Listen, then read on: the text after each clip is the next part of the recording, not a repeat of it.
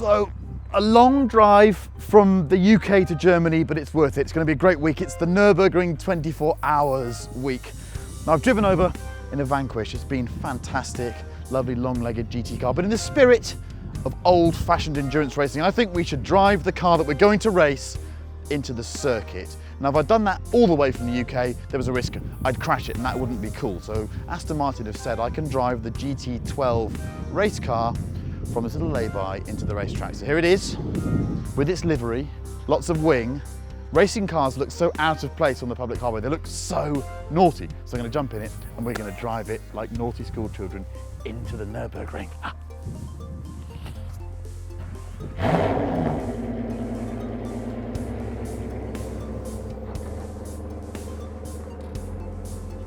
Look at this racing car.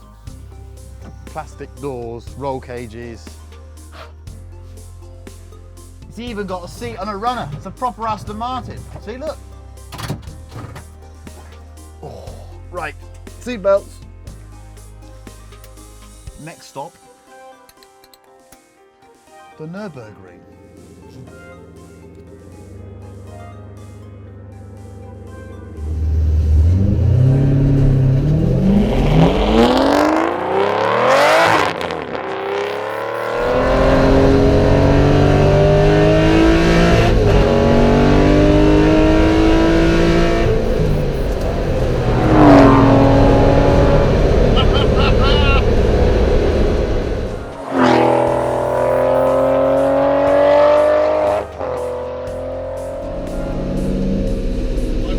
Through town in a racing car. It's quite loud.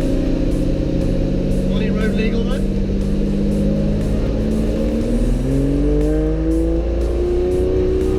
How good does that sound?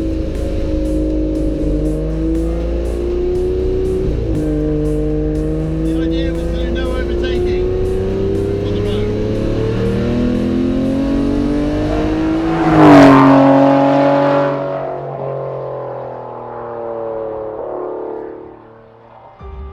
This year's race was being run under difficult circumstances. A fatality in an earlier round of the VLN Championship meant that the German motorsport governing body had imposed 3 speed limits on the track, and many competitors weren't happy. But this is a big event with decades of history and momentum, and the general feeling was that people spent the 4-day race build-up moaning about the 200 km/h limit at Flugplatz, the 250 on the run down to Schwedenkreuz, and the 250 all the way down the main straight. But once the driving began on Thursday, they realised that even a slightly sanitised Nordschleife remains a huge challenge. And so to the car I'd be driving, the new Aston Martin GT12.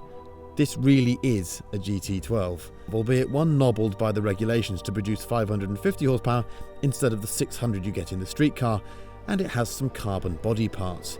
But otherwise, this would be the most gruelling sign-off test for a street car imaginable. My teammates were Chief Nurburgring Instructor, I'm not sure you can say ring instructor, Andy Goulden, and seasoned experts Peter Kate and Oliver Mattei. The race plan was simple: spend as little time in the pits as possible, finish, and see if we could spring a surprise. The only problem was the 250 limit on the main straight really hurt us, because with far less downforce than a GT3 car and just as much power, we would have been one of the fastest machines down that straight. Okay, we're getting there, dude. Got to do a radio check first, and I can't remember which headsets I wear. These ones fit the best, but I don't remember them working very well, so hopefully we'll find out whether they work or not. Car looks good, doesn't it? And so to qualifying, which didn't quite go to plan. We had some issues in the first session, and the track was never completely dry, but we posted a 9-minute 52-second lap to leave us 47th overall. It was clear that we'd be bang in the middle of all the Porsche Cup cars, and beating them would be one of the aims of the weekend.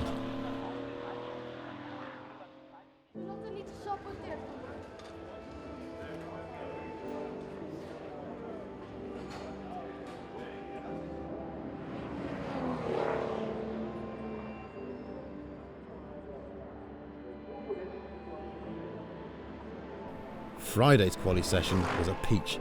We all ran a couple of laps to get some seat time, but kept lapping to a minimum to save the beast for the race. And then Andy jumped in, strapped on his largest testicles, removed his brain, and ran a 9:02 to put us 41st for the start.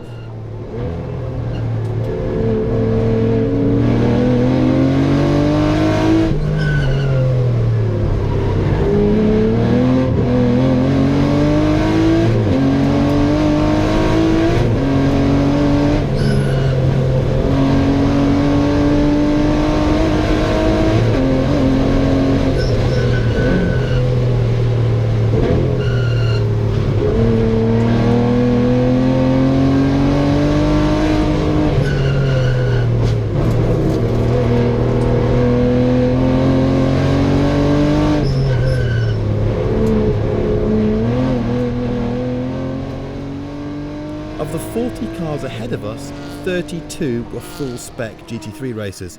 That's pretty awesome in a car which drove itself into the circuit gate with number plates on. Our only issue was a faulty speed limiter, which we really needed to fix for the race. So we were perfectly placed to sit back and watch all the young guns take each other out in the first few hours and then climb the leaderboard. Well, that was the plan anyway.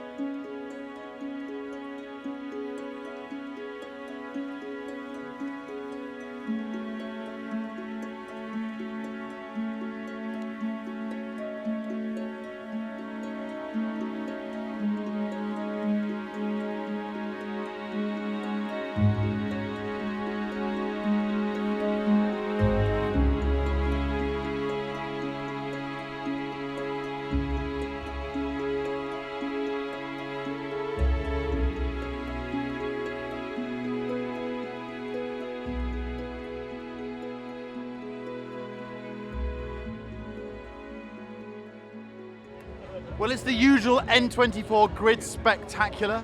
Position 42 means we're with the big boys, and there's music and there's dancing girls and there's all sorts of madness going on. I'm not going to predict anything, I never do, but let's just hope that some of the fast ones get a bit punchy in the first hour, take themselves off, and then we will trundle on through the night. I'm in second. The build-up's been not too stressful. I want to get in the car and race it. And I've also got massively big Jack Villeneuve-style overalls, which are really comfortable and not too tight on the old knackers. So, yeah, it's going to be good fun. Neil behind the camera, on the other hand, is going to be absolutely bollocks after this one. So I look forward to seeing him at 4 o'clock on Sunday afternoon. The race build-up on the N24 grid is about as good as it gets. For variety of machinery, for numbers of women wearing garments they really shouldn't, for the sheer number of people, it's one of my favourite hours of the year. And then the sirens sound and the people leave. And the disappearing throng reveals 3 separate grids of 60 cars, which will complete a single green flag lap of the circuit several minutes apart from each other. And at this point, for some reason, every toilet door becomes locked as drivers pretend they're not that nervous. I'm always nervous, but mainly it's anticipation of just wanting to get the thing started. You see, we've been here 5 days already, and me and the team wanted to race.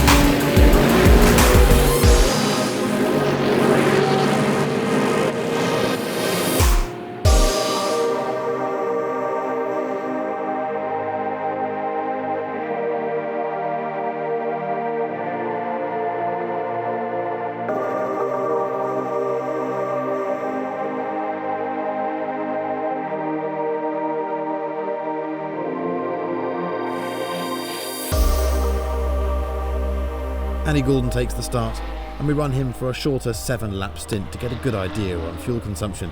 He loses a couple of spots, then gains them back, and maintains a place in the low 40s with consistently fast times.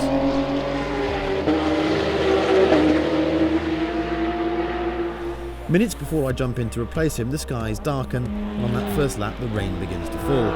I nearly fall off at Arenberg, then at the end of the lap it's really bad and I have to pretty much stop to avoid the guardrail. I radio in, shout something about inters and pile into the pits. It's the correct call. The rain doesn't get much worse over the next few laps, but several cars ping off the barriers and that costs a lot more time than a tyre change. I run like this for the rest of the stint, pretty amazed how good the cut Michelin sticks are on a drying track, and that the speed limiter fixed by the team the night before works absolutely perfectly. And then I hand over to Ollie, with us now in 39th position. So that was a classic Nurburgring stint. I started out on slicks in the dry, then it rained, and then there was a call, do we go onto a wet or a cut slick? It was raining in about, I don't know, 1/4 of the circuit. So we came in for a cut slick. That was as much for car preservation because she's got a lot of power, a lot of torque, and the throttle map's quite aggressive, and we don't have traction control, so I thought, rather than be a hero and do what I do on the videos, I'd put a cut slick on and behave. So I think, net, we've not won anything, we've not lost anything, but I didn't stick it in the Armco, which is a good thing, because it's a long race. So, as David King, team manager, said, we've navigated our way through a difficult situation. And I don't know whether that's him patting on my back or him saying you were a bit slow, but there we go. I'm going to go and have a Coca-Cola now.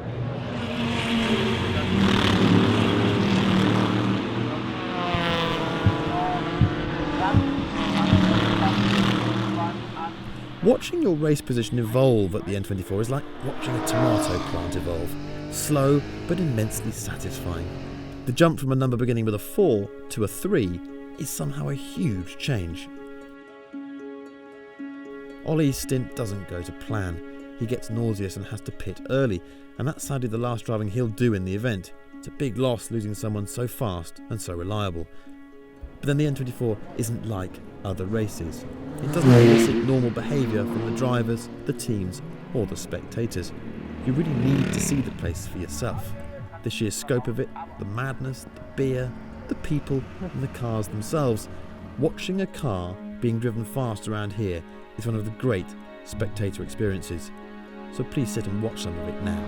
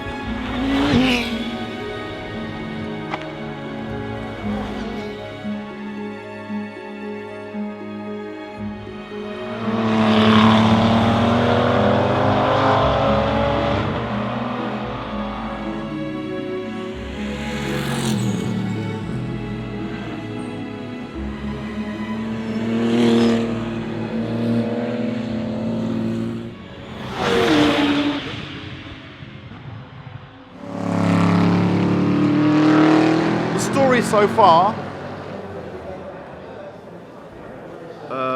where are we for? 8 hours into the 2015 Nurburgring 24 Hours. Car 50, the Aston Martin GT12 that I'm driving with Ollie Matai, Andy Goulden and Peter Kate, is currently about 33rd. As you can see, I've just woken up, I've had a nice snooze, and I came here, it's about 10 past 12 at night. Expected to be bolted into the car in the next 20 minutes, but inclement weather means that Andy Goulden's been out on wets. I presume he started on slicks, came in after an hour, got on the wets, and it's beginning to dry out. He was on for a double stint, so they're going to triple stint him effectively, put some cut slicks on now, send him out again, so I'll be in about an hour and a bit's time. Oh, look, there's full slicks going on the big car. So yeah, we're trucking on. There's still a disappointing lack of madness going on with the GT3 cars, but let's just hope that during the darkness hours they completely lose their marbles and start firing each other off. But no, we're trucking along. I think we're doing the best job we possibly could. I'm just doing that at the moment, really.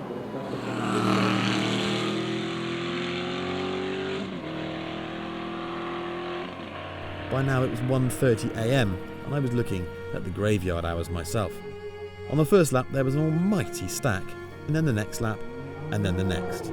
I think in over 2.5 hours of driving, the only lap I completed without having to stop for a code 60 slow zone after a crash was the penultimate.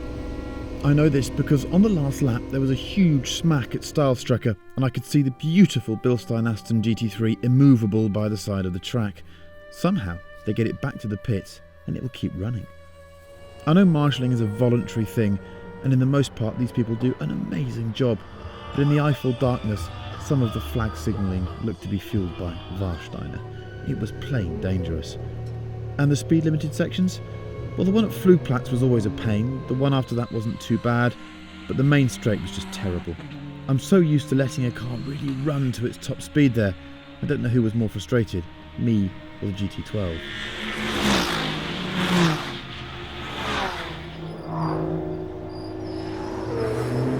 I jumped out at 4 a.m, and as I made a cuppa, the sun came up and we were now in 23rd position. See how you gradually creep up these leaderboard things? We were getting the job done. Peter ran a double stint with no issues and handed over to Andy, who once again settled into his fast pace. I was in bed at this time and my alarm woke me for my next stint. I looked at the live timing on my phone and we'd lost several positions. I jumped on my faithful Brompton folding bicycle, pedalled over to the circuit and saw a grim-faced Peter who said Andy had crashed and it was game over. It's a cruel time to fail when the sun has risen. You feel you're on the home stretch at this point, but of course in a race like this you're only really allowed to relax when you can coast to the checkered flag.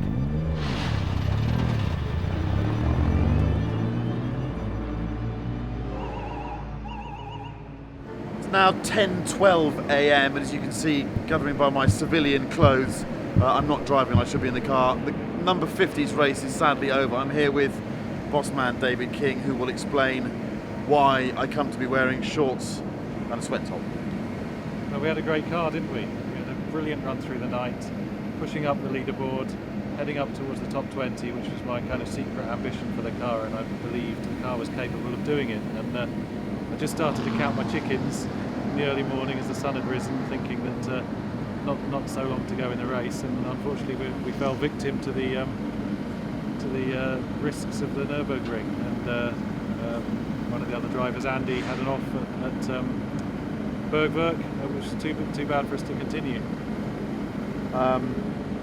Obviously I'm massively disappointed like you.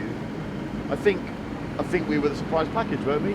It's always nice to be that kind of joker in the pack. We've gone from 42nd to getting in almost to the top 20. Yeah.